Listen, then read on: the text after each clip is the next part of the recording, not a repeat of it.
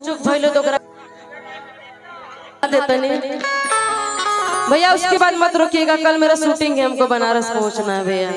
चले दिखा देंगे।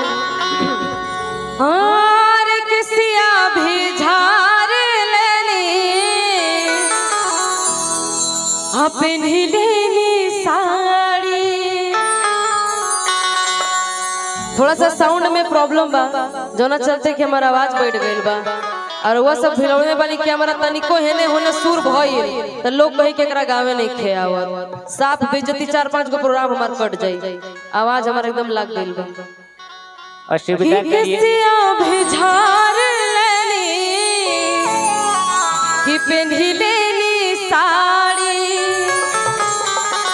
अरे लाली लगा लेनी और रूपवा सवारी कि एगो होता टे पिछवा से चूक राजा जी लगाई दे। अरे आ जइहे 5 के चल जइहे नाच के, आहाई बबुआ के खुश कक जइबू ना। लाइका नमो बतैनी हां सिंटू जी, आहाई सिंटू आके खुश कक जइबू